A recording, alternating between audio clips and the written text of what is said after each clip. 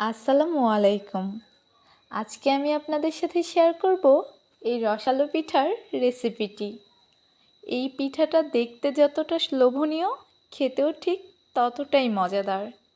তো এই পিঠাটি তৈরি করার জন্য আমি এখানে নিয়ে নেব নারকেল কোড়া, আর নিয়ে নেব হচ্ছে গুড়। আমি এখানে আমার ঘরে থাকা গুড়টা ইউজ করছি। আপনারা আপনাদের পছন্দ অনুযায়ী যে কোনো ধরনের গুড় নিয়ে নিতে পারেন। নিয়ে নিয়েছি শুকনো চালের গুঁড়ি। এর মধ্যে এবার দিয়ে দিচ্ছি স্বাদ মতো লবণ। এবার হাতের সাহায্যে খুব ভালো করে মিশিয়ে নেব। এবার এর মধ্যে দিয়ে দেব নারকেল কোড়া। আবারও খুব ভালো করে চালের গুঁড়ির সাথে নারকেল কোড়াগুলোকে খুব ভালো করে মিশিয়ে নেব। এবার এর মধ্যে দিয়ে দেব গরম পানি।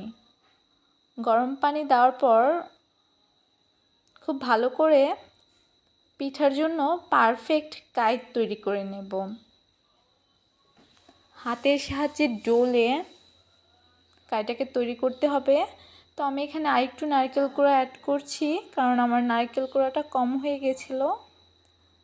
তো খুব ভালো করে আমি এখানে পিঠার জন্য কাইটা তৈরি করে নিয়েছি। এবার আমি আপনাদেরকে একটি পিঠা তৈরি করে দেখাবো। পরিমাণ মতো কিছুটা কাই নিয়ে এটাকে গোল আকৃতির করে এটাকে একটা ছোট্ট পাতিলের মতো তৈরি করছি। এবার এর মধ্যে কিছুটা গুড় নেব। তারপর এই গুড়টা নিয়ে এর মধ্যে দিয়ে তারপর এটাকে আবার চারদিক থেকে মুড়িয়ে নেব। মুড়িয়ে নেওয়া হয়ে গেলে একটা স্টিলের প্লেটের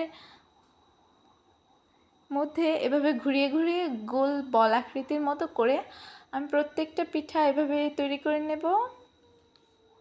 আর এবার পিঠাগুলোকে আমি ভাপ দেওয়ার জন্য পাতিলের মধ্যে, আমাদের ঘরে একটা চালনা ছিল, ওই চালনার মধ্যে যখন ভাপ উঠবে তখন সবগুলো পিঠাকে এইভাবে দিয়ে তারপর ঢেকে কিছুক্ষণ অপেক্ষা করব হয়ে আসার আগ পর্যন্ত।